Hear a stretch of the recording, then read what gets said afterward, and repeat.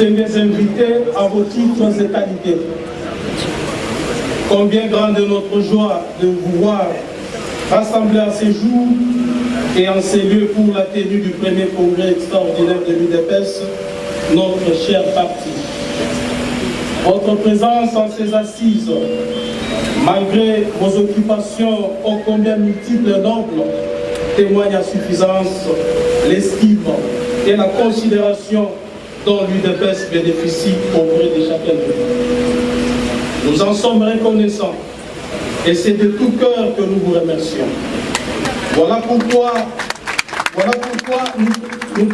nous permettons de demander aux représentants de la base de vous adresser une salve bien nourrie d'ovations et d'applaudissements à vous tous.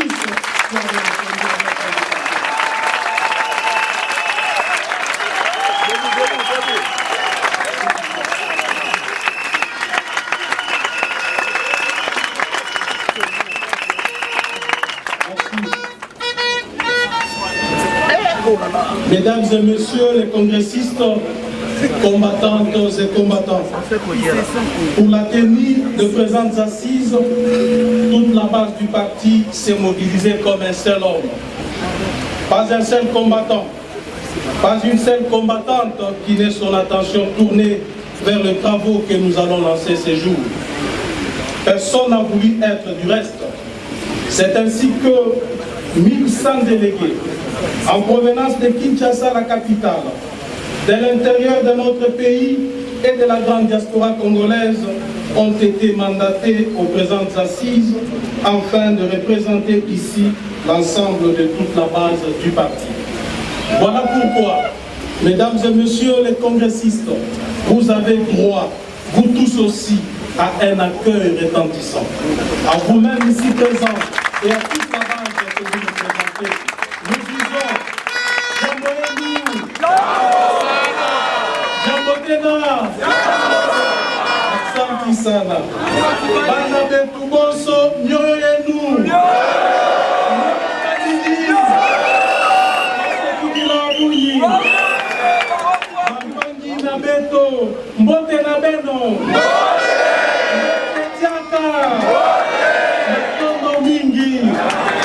Bino bandeko na biso baso, mbote na bino, mbote lisusu, botondi dino botondi.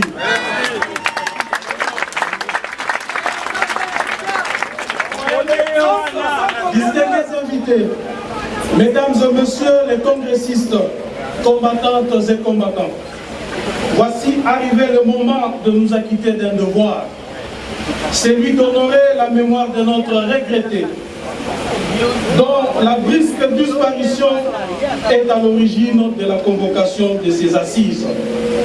Nous citons Feu Dr Etienne Tshisekedi Wamuluma, les défunts présidents de notre parti. Pourrions-nous à cet effet nous tenir debout et observer une minute de silence en sa mémoire?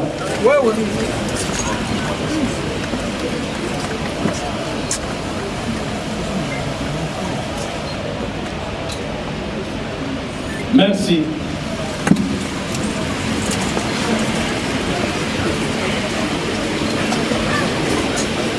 De manière tout aussi importante, nous avons un autre devoir, celui d'observer une minute de silence en l'honneur et en mémoire de tous les combattantes et combattants de l'UDPS, les sympathisants ainsi que tous les compatriotes décédés.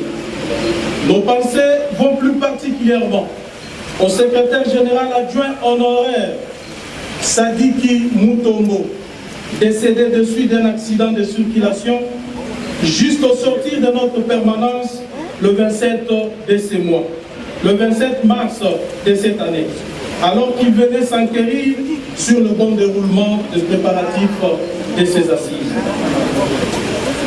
Ils ont payé de leur vie en participant à la lutte pour l'avènement en RDC d'un état de droit véritablement démocratique, dont le prémisse demeure encore l'application intégrale de l'accord de la Saint-Sylvestre.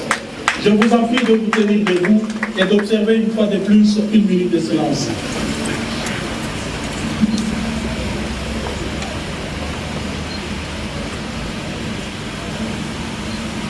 Merci.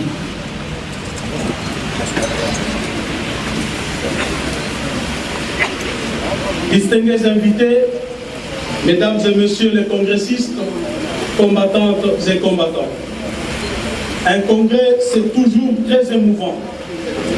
Un congrès, c'est un moment à la fois historique, fort et tellement marquant que nous allons, j'en suis convaincu, en garder longtemps bien des souvenirs.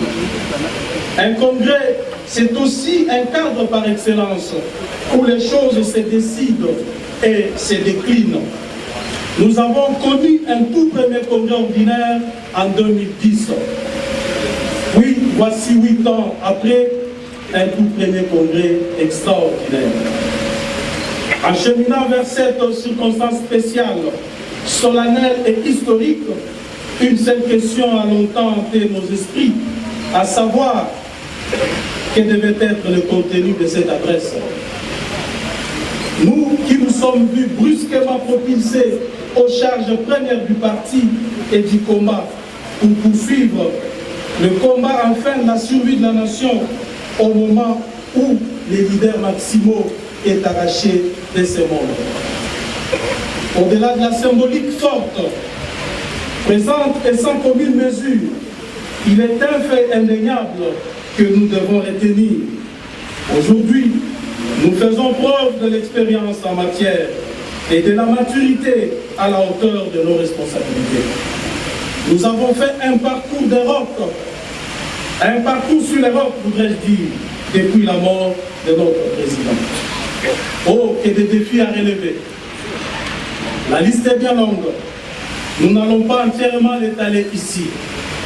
Au-delà de la convocation de ces congrès extraordinaires, nous pouvons citer, entre autres faits, le respect du délai statutaire des 30 jours contingenté par l'organisation des obsèques du défunt président, la préservation de l'unité du parti, le maintien de la discipline au sein du parti, la gestion des ambitions de membres, les assauts du pouvoir illégitime et illégal de M. Kabila pour fin de débauchage, le soubresaut de forces négatives à l'intérieur même du parti, la provocation des éléments traîtres auto-exclus dans la dernière en date et la citation directe au tribunal de Matete où nous avons remporté une victoire retentissante.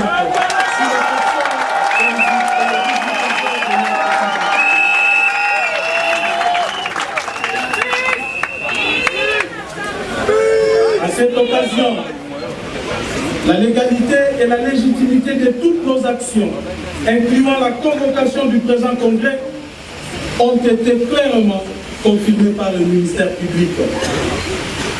C'est là un avertissement sévère à ceux qui veulent encore se lancer dans les voies périlleuses contre le parti porteur de l'espoir de tout un peuple.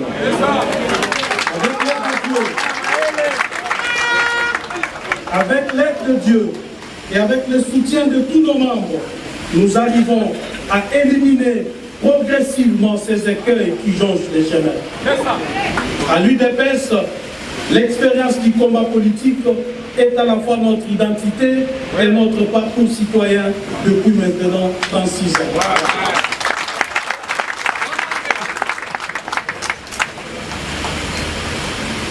Combien les défis est grand, certes, n'est pas impossible à relever. Certes, en ce moment, je prouve une grande joie doublée de sentiments de fierté. Je crois que vous avez aussi cette fierté. Vous vous sentez fiers. Mais je n'ai pas prévu de me soumettre à ce stade à un quelconque exercice de présentation du bilan d'activité. Savez-vous pourquoi? En fait, selon nos statuts, ce congrès extraordinaire n'a qu'un seul point à l'ordre du jour, à savoir l'élection du nouveau président du parti. C'est qui m'astreint donc à un devoir d'observation stricte de nos textes ainsi qu'à la rigueur de l'ordre du jour énoncé. En conséquence, je n'ai de choix que le report au congrès ordinaire de la présentation du bilan. Toutefois, comme d'accoutumé, je reste autant accessible qui est disponible pour répondre aux interrogations qui pourraient traverser l'esprit des uns et des autres. Distingués invités, mesdames et messieurs les congressistes, combattantes et combattants, nous vous invitons à présent à jeter un bref regard sur ce patrimoine national qu'est l'UDPS, notre parti, et sur ses origines. Dans l'histoire récente du Congo, après l'élan des années 60, le redémarrage de la marche du peuple congolais pour la reconquête de ses droits et libertés se situe au milieu de la décennie des années 70. Ce réveil inattendu contre la dictature va se cristalliser et se confondre avec l'histoire de l'UDPS, notre cher parti. Souvenons-nous de ce Parlement nommé Conseil législatif, issu des élections de 1977, consécutives à la timide demande d'ouverture démocratique. Le parlementaire de l'époque s'était illustré par la pertinence, le courage et la clairvoyance de leurs analyses, à l'occasion des séances d'interpellation des mandataires et dignitaires du régime Mobutu. Leur conclusion incriminait souvent Mobutu et plaçait son système au titre des dénominateurs communs de tous les maux qui rongeaient le pays. Cette démonstration sera transcrite et portée à la connaissance de l'opinion publique à travers la lettre de 50 pages, écrite et signée avec courage au mois de décembre 1979 par 13 parlementaires déterminés à tout faire pour sauver le pays du chaos qui pointait à l'origine. Ils en ont payé un prix énorme. Arrêtés, torturés, bannis, relégués dans leur village d'origine et ailleurs, les 13 parlementaires opposèrent une farouche résistance. Ils réussirent à rallier à leur combat d'autres compatriotes courageux avec lesquels ils vont, contre la volonté du dictateur, fonder le 15 février 1982 un deuxième parti politique du nom de l'Union pour la démocratie et le progrès social. En plus du mouvement populaire de la Révolution, un père en sigle, parti-État de l'époque. La Constitution de 1967 prônait au moins l'existence de deux partis politiques. Mais assoiffé de pouvoir, Mobutu avait banni cette disposition pour s'installer à vie. Dès sa création et pendant plusieurs années, l'UDPS était contrainte d'évoluer en clandestinité jusqu'au 24 avril 1990, jour du discours obligé d'ouverture démocratique. Le dictateur prononça son discours avec des sanglots à la cité de l'Ancélé en périphérie de Kinshasa. Personne ne peut oublier ces fameux « comprenez mon émotion ». Avançant en reculant devant l'ouragan de l'histoire et au gré de ses calculs politiciens, le dictateur Mobutu voulut limiter le multipartisme à 3 partis politiques. Mais une fois de plus, à son corps défendant, il fut contraint à accepter le pluralisme politique et syndical intégral sous la pression de l'UDPS. Les dictatures se ressemblent comme deux gouttes d'eau. Comme actuellement, l'espace de liberté et des droits humains était très restreint à l'époque de Mobutu, et l'UDPS particulièrement était toujours dans les misères du dictateur. Lorsque nous voyons des tentes dressées devant notre permanence, nous comprenons immédiatement que la situation politique de ces pays n'a pas évolué. Comme actuellement, notre cher parti a subi de nombreuses actions de sac, dont les débauchages de son personnel politique. Voici quelques exemples éloquents. Le premier président du parti fut débauché pour un poste de gouverneur de province au Kasaï oriental. Son successeur ne fut pas mieux.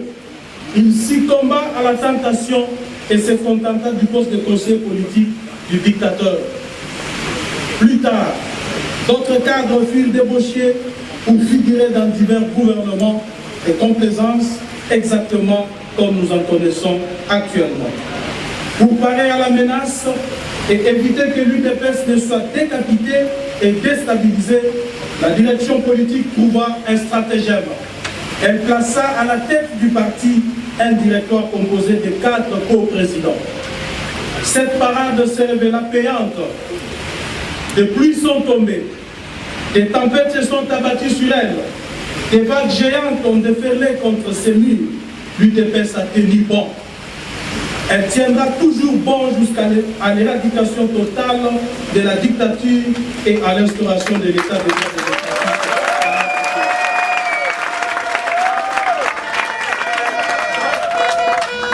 Le directoire à 4 présidents permis au parti d'amoindrir l'impact des actions du SAP, du dictateur. C'était le système avec lequel l'UDPS avait évolué jusqu'à la tenue de son premier congrès ordinaire en décembre 2017.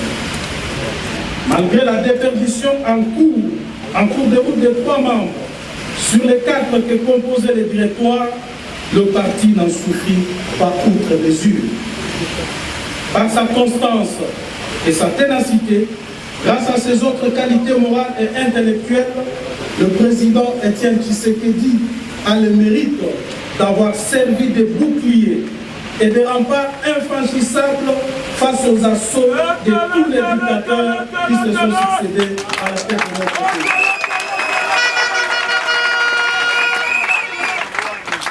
Après le premier congrès ordinaire de décembre 2010, l'UDPS participa aux élections présidentielles et législatives de novembre 2011.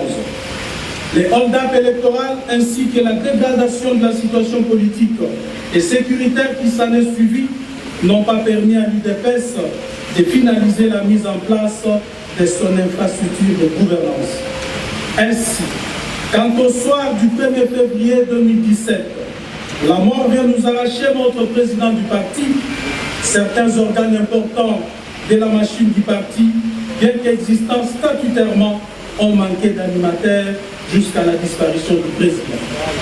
Ceci, soit du fait qu'ils n'ont pas été désignés, soit du fait que leur composition posait un sérieux problème.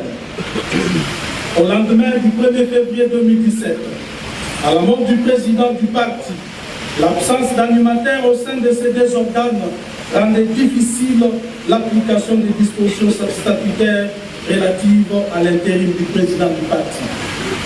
Car au terme de l'article 26 des statuts de l'UDPS, l'intérim du président du parti devait être assuré par un directoire de 3 personnes, comprenant le président de la commission électorale permanente, CEP, le secrétaire général du parti, ainsi que le président de la convention démocratique du parti.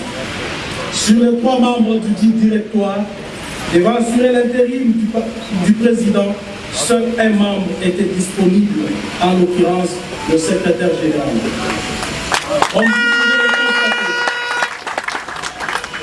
Comme vous pouvez le constater, cela appelle automatiquement la question suivante. Comment convoquer les congrès extraordinaires dans les cas où les 2 organes du directoire sur 3 manquent? Nous sommes donc dans l'impasse.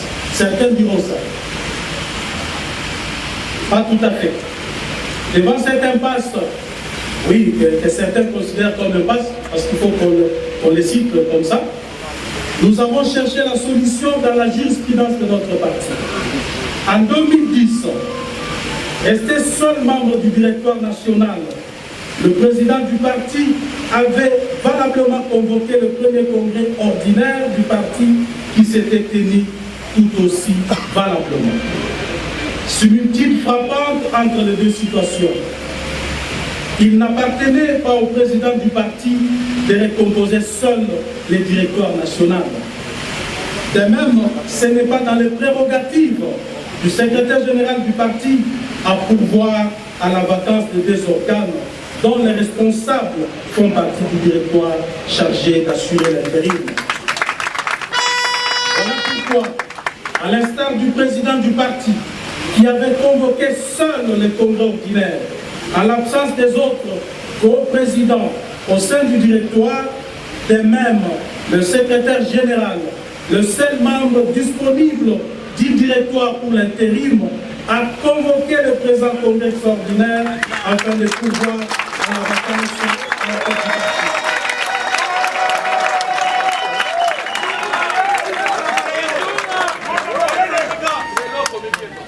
Pourquoi avons-nous dépassé les 30 jours statutaires pour convoquer ce congrès extraordinaire? Permettez-moi, chers amis, d'évoquer les circonstances et de fixer les contextes dans lesquels ce congrès a été convoqué. En effet, je ne vous apprends rien. Au lendemain de la disparition soudaine de notre président, Dr Etienne Tshisekedi d'heureuse mémoire, la tenue d'un congrès extraordinaire électif s'imposait à nous statutairement. Comme dans tout groupe social, quand le chef disparaît, la règle voudrait qu'on lui trouve un successeur, malgré l'attachement à sa personne. Car ne dit-on pas qu'il peut y avoir de succès sans successeur? Vous conviendrez avec moi que cette succession, tant attendue, mais aussi combattue de toutes parts, ne devrait absolument se faire avec n'importe qui, ni n'importe comment, encore moins à n'importe quel prix. Le but était d'éviter que la mémoire de notre leader ne soit souillée. C'est pourquoi nous avons opposé une farouche résistance à toutes les pressions internes et externes, dont certains étaient malveillantes pour l'organisation de ce congrès. Allant jusqu'à défendre l'intérêt de notre chef ou des prisons devant des cours et tribunaux.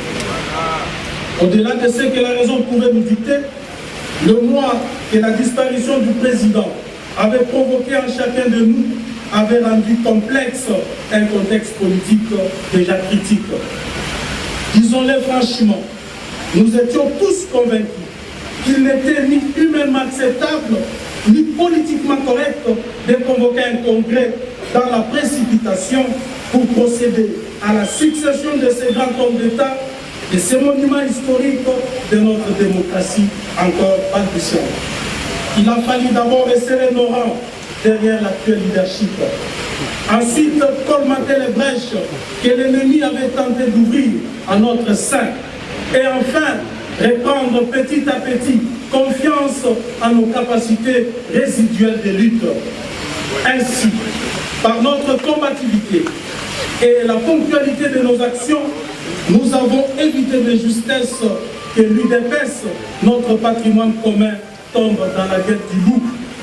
Celui-là même qui avait déjà l'idée de nous dévorer comme une proie désormais facile après la disparition de notre président. En revanche, personne ne pouvait ignorer à l'interne que cette précaution de surseoir momentanément la convocation du congrès ne passerait comme une lettre à la poste et que certains de nos frères d'élite s'y opposeraient. Ils avaient raison de s'y opposer et nous n'avions pas tort de ce soir. J'affirme ici sans rancœur que nous faisons la politique, mais pas le juridisme, encore moins des polémiques. Même si certains avaient voulu, durant 2 mois, nous y entraîner, confondant ainsi à notre égard la liberté d'expression avec la liberté de langage.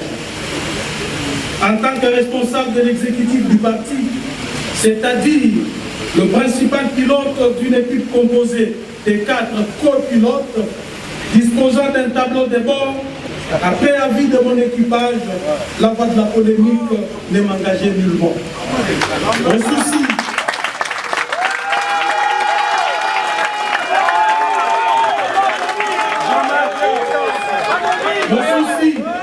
comme celui de mon équipage, était d'atterrir en douceur. Alors, il a fallu faire preuve de beaucoup de maîtrise de soi, de patience et de concentration par rapport à notre trajectoire. Mais aussi d'élégance et de souplesse du chef, car le maintien de notre cohésion était à ses prix. seulement à ce prix-là. Aujourd'hui, chers amis, plus qu'hier, je suis heureux de me tenir debout devant vous.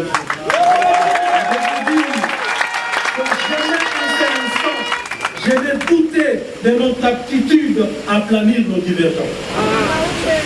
Ce congrès, nous l'avons tous appelé de nos voeux, mais avec des points de vue différents. C'est bien normal, mais encore, cela constitue la preuve que la démocratie est une réalité vivante au sein de l'UDPS.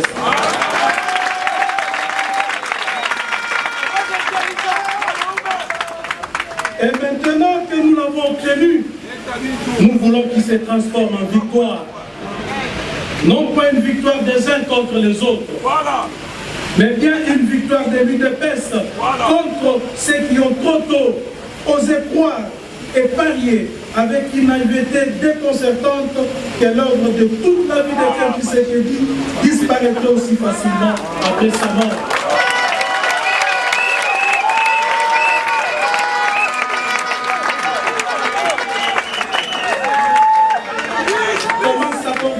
Aussi exceptionnelle, aussi magnifique, laquelle a été bâtie au prix des sacrifices suprêmes de nos martyrs. Bien sûr, le congrès extraordinaire est convoqué largement au-delà du délai statutaire. C'est dont nous nous excusons en étant convaincus que vous avez compris le pourquoi. Mais n'écoutons pas que vaut mieux tard que jamais. Il nous a fallu ce temps pour annihiler toutes les menaces qui pesaient sur les devenirs de notre cher parti. D'autre part, le pouvoir en place continue d'empêcher l'organisation des obsèques dignes des rangs de notre président. Cependant, nous nous réjouissons du fait que pour l'essentiel, l'unité du parti ainsi que sa puissance d'action sont sauvegardées. Mesdames et messieurs les congressistes, combattantes et combattants, qu'en est-il de l'élection du nouveau président de l'UDPS? L'élection du nouveau président du parti est la raison d'être de ce congrès extraordinaire. Nous sommes ici pour prendre date avec l'histoire de notre parti. Nous sommes ici pour répondre à un rendez-vous avec les destins de notre famille politique. Nous sommes ici non pas pour tourner la page de l'UDPS écrite par Etienne Tshisekedi. Nous sommes ici plutôt pour continuer à écrire cette histoire, l'enrichir davantage là où notre héros s'est arrêté. Nous sommes enfin ici pour confirmer la grandeur de notre parti et la grandeur de son chef historique, dont l'héritage nous laissait se décline aujourd'hui à travers notre capacité à perpétuer son œuvre. Et aussi perpétuer sa mémoire. Ce qui nous impose de lui trouver un digne successeur parmi les différents candidats.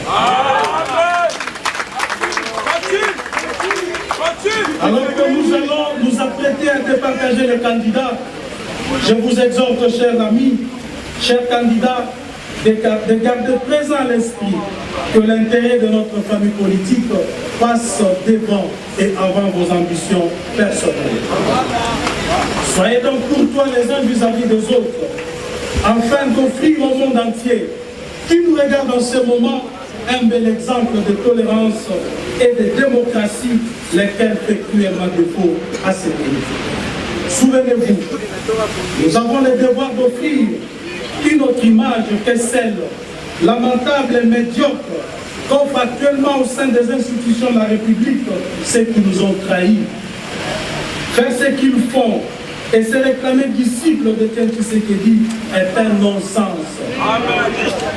Car comme vous le savez, un véritable disciple est celui qui reproduit tel quel les enseignements et comportements de son maître.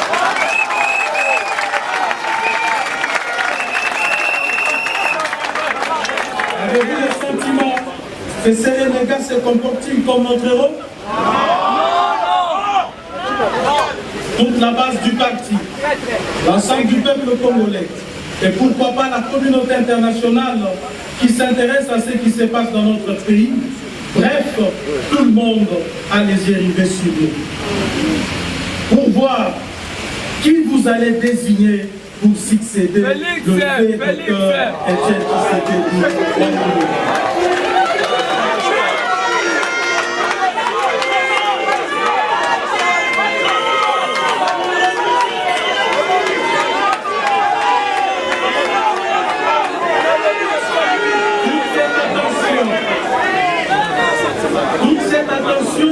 Et due une bonne part au rôle et à la mission qui revient à notre parti dans l'avènement de l'état de droit démocratique.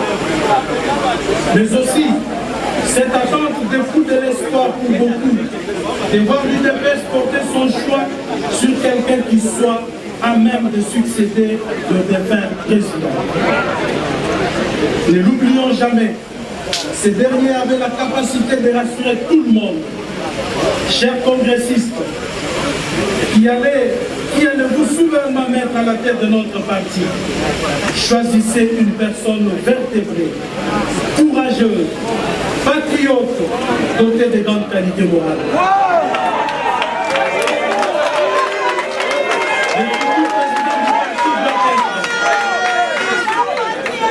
Le futur président du parti doit être attaché à la justice et à l'amour du prochain. Doit avoir le sens des responsabilités, d'abnégation, de simplicité et d'humilité. Enfin, il doit être un homme de parole, respectueux de l'engagement.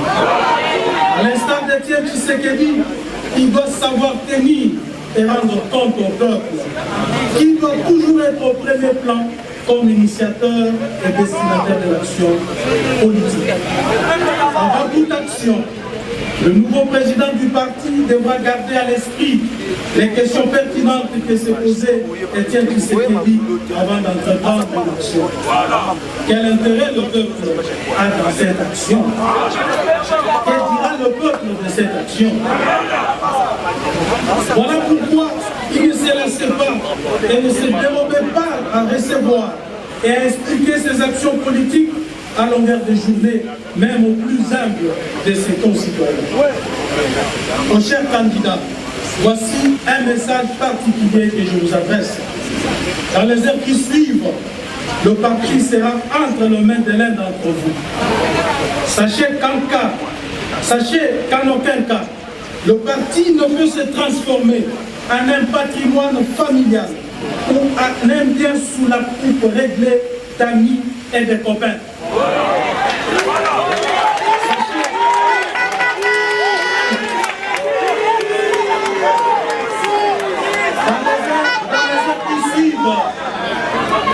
Le parti sera entre les mains de l'un d'entre vous. Sachez qu'en aucun cas, le parti ne peut se transformer en un patrimoine familial ou en un bien sous la coupe réglée d'amis et de copains.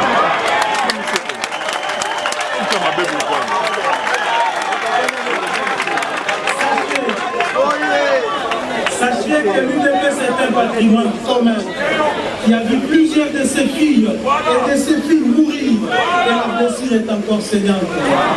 Sachez que toute grande décision sur l'orientation du parti requérera de vous une consultation plus large au sein du parti et un consensus.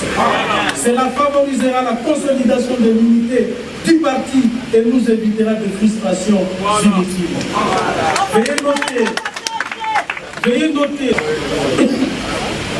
Veuillez noter que l'UDPS est un parti de l'opposition radicale qui ne fait aucune concession aux antivaleurs.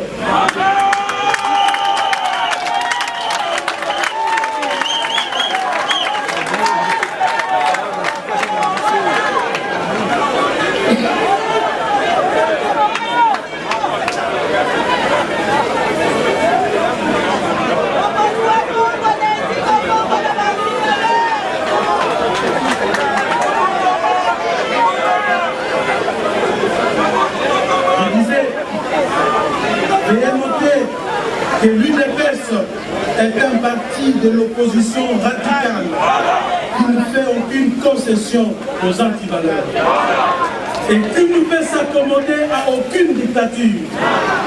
Et pour cela, pas un seul centimètre de l'UDPS n'est ni à vendre ni à hypothéquer.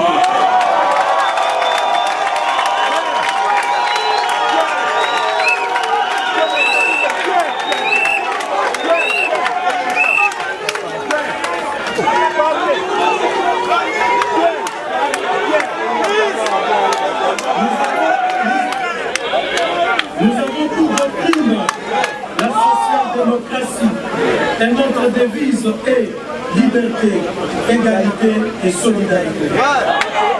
Plus de 36 ans d'existence toujours dans l'opposition. Certes, cela laisse des traces, mais à tout le moins constitue aussi la preuve que le pouvoir pour le pouvoir ne nous intéresse nullement. Car, contrairement à nos détracteurs, nous considérons que la RDC ne sera transformée avec une simple prise de pouvoir, mais plutôt avec la prise de conscience de la majorité de la population. En effet, les réalités sociopolitiques de notre pays nous ont assez souvent amenés à adopter une posture à la fois prudente et désintéressée. Ce qui, vous vous en doutez, a fait souvent dire aux uns et aux autres, attirés par le chant des sirènes, de l'enrichissement sans cause, qu'à l'UDPS, nous privilégions la politique de la chaise vide. Et ajoute-t-il, cette politique ne paye jamais. Écoutez-moi bien, j'ai envie de leur rétorquer ceci. Chers messieurs, contrairement à nous, la politique de la chaise occupée et du ventre rempli que vous pratiquez depuis belle lurette a sérieusement détruit ces pays.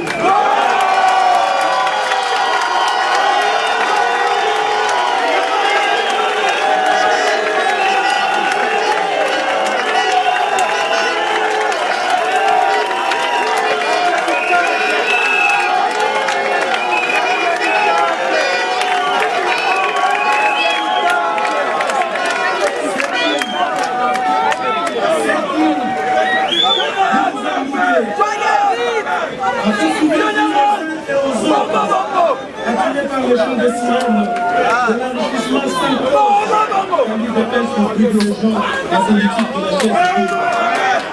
Et ajoute-t-il, cette politique ne paye jamais. Écoutez-moi bien, j'ai envie de les rétorquer ceci. Chers messieurs, contrairement à nous, la politique de la chaise occupée et du ventre rempli que vous pratiquez depuis belle lurette a sérieusement détruit notre pays.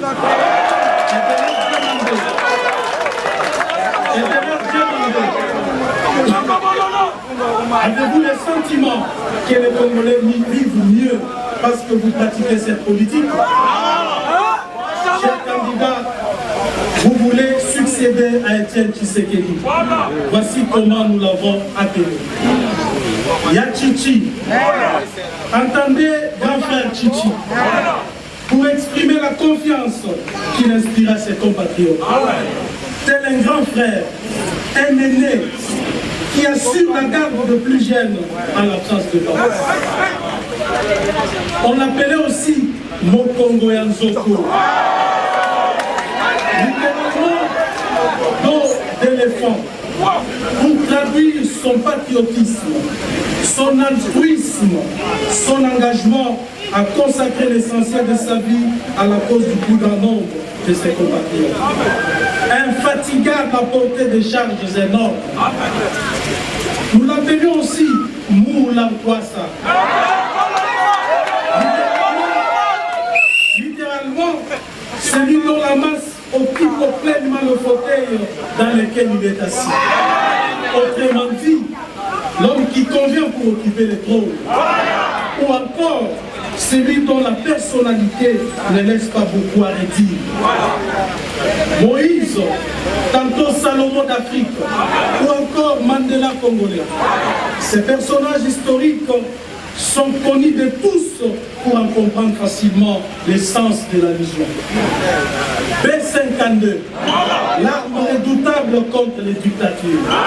Sphinx délimité, moitié homme, moitié Dieu. Visionnaire prophète,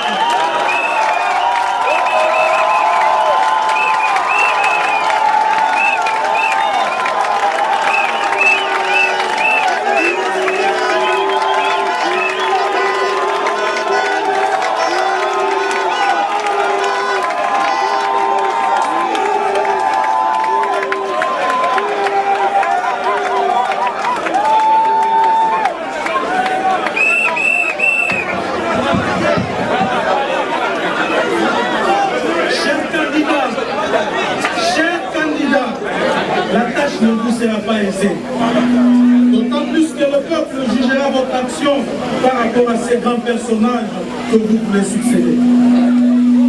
Ces qualités morales et intellectuelles constituent pour nous les profils modèles du président du parti. Mesdames et messieurs les congressistes, entre vos mains se trouve le pouvoir de décider du choix du nouveau président. La base de l'UDPS ainsi que tout le peuple congolais attendent de vous qu'au regard du portrait robot brossé ci-dessous, vous choisissiez parmi tous ceux qui se sont présentés le candidat vertébré qui poursuivra l'œuvre d'Étienne Tshisekedi.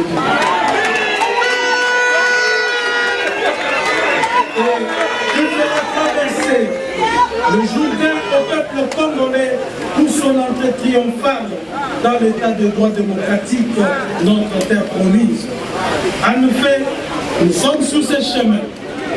Ce chemin de terre promise depuis maintenant 57 ans. Un cafouillage politique des années 60 et trois honteuses dictatures nous ont jusqu'à présent empêchés d'arriver à bon port. Notamment le 32 ans de Mobutu et les 20 ans du régime Abdel, un conglomérat d'aventuriers incarné par M. Kabila et caractérisé par la corruption, la violation massive des droits fondamentaux, la destruction du tissu économico-social, le manque d'emploi, l'abandon de la jeunesse et l'insécurité dans tous les secteurs vitaux. Combattantes et combattants, et chers congressistes, l'instauration d'un état de droit démocratique en RDC est et restera le fondement du combat de l'UDPS. Notre parti se bat et se battra toujours pour la libre expression des opinions et pour l'amélioration des conditions de vie de nos populations. D'où le peuple d'abord. Tous les membres de notre parti doivent jouir de la liberté de s'exprimer au sein du parti, au sein de la communauté en général.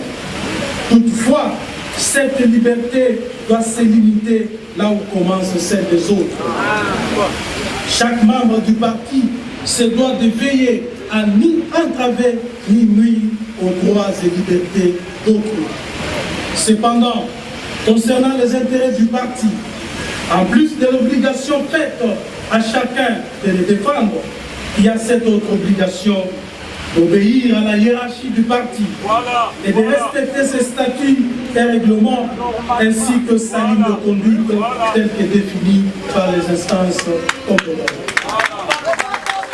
C'est sur ce socle, sur le solidarisme et sur l'amour des prochains que doit être bâtie l'unité de l'UDPS.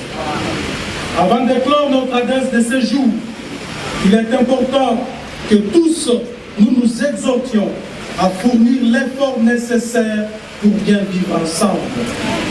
Ne dit-on pas que ceux qui se ressemblent s'assemblent. Ce n'est donc pas un hasard si tous nous avons adhéré à l'UDPS. Chacun de nous l'a sûrement fait individuellement et indépendamment des autres. C'est que nous partageons les mêmes valeurs et les mêmes aspirations.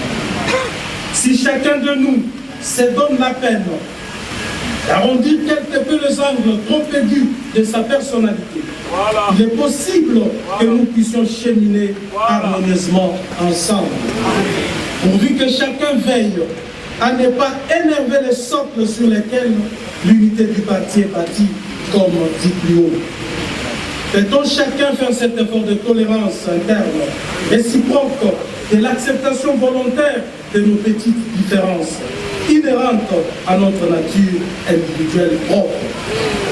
Rejetons la haine, la jalousie, la calomnie, améliorons la communication entre nous.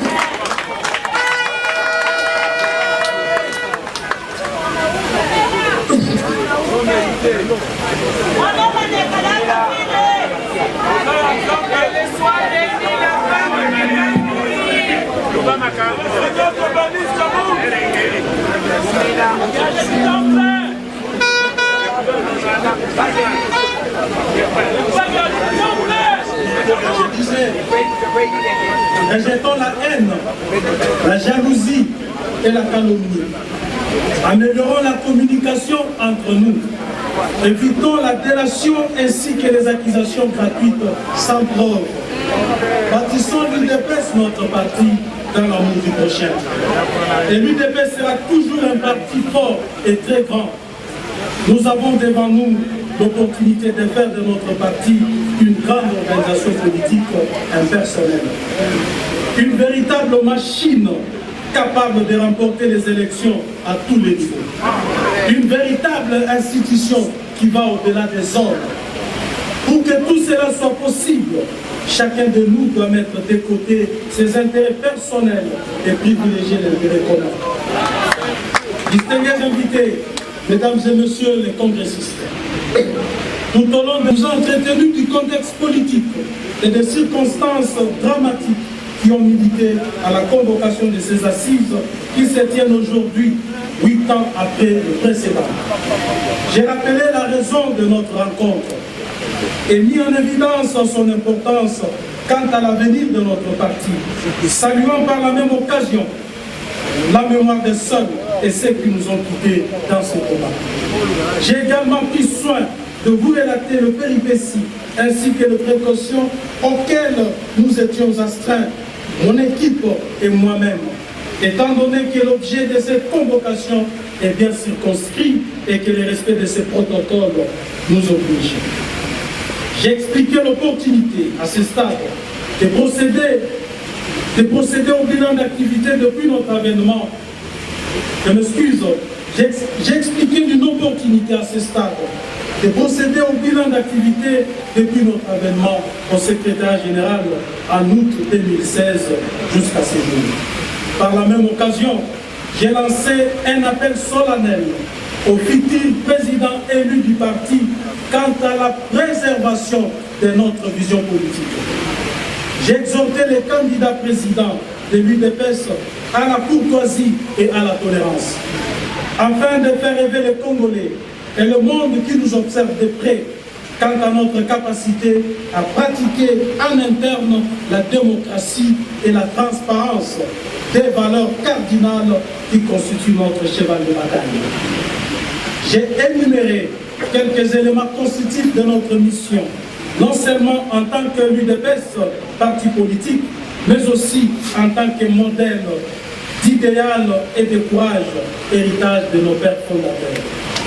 Dans la foulée, j'ai fustigé les désastres de la politique de la chaise occupée et du ventre rempli que prend le fossoyeur de l'activité congolaise.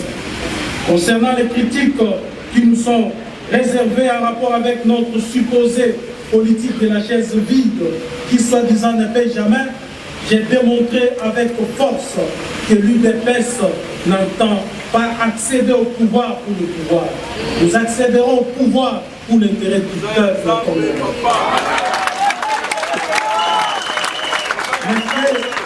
Selon notre idéal de combat, nous luttons pour améliorer un tant soit peu les conditions de vie des populations congolaises, conformément à notre postulat, le peuple d'abord. En terminant, je me dois d'évoquer la pensée d'un sage de ce monde, Dalai Lama, qui a déclaré, je cite, « Les petites querelles sont inévitables dans toute organisation humaine, mais il faut être capable, en toutes circonstances, de se surpasser et de pardonner. » Devant Dieu et devant vous, ma famille politique, je demande pardon à toutes celles et à tous ceux que j'ai offensés, d'une manière ou d'une autre, par mes gestes et par mes paroles.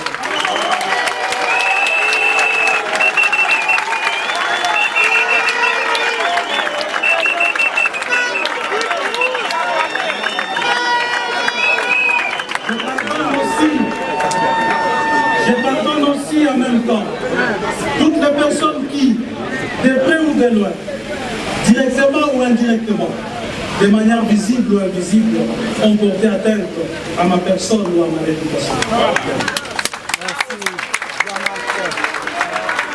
Avant le congrès ne sera pas égal après le congrès. Je souhaite beaucoup de courage aux différents délégués et bonne chance au candidat président du parti. Eu égard à tout ce qui précède, je déclare ouvert les travaux de notre premier.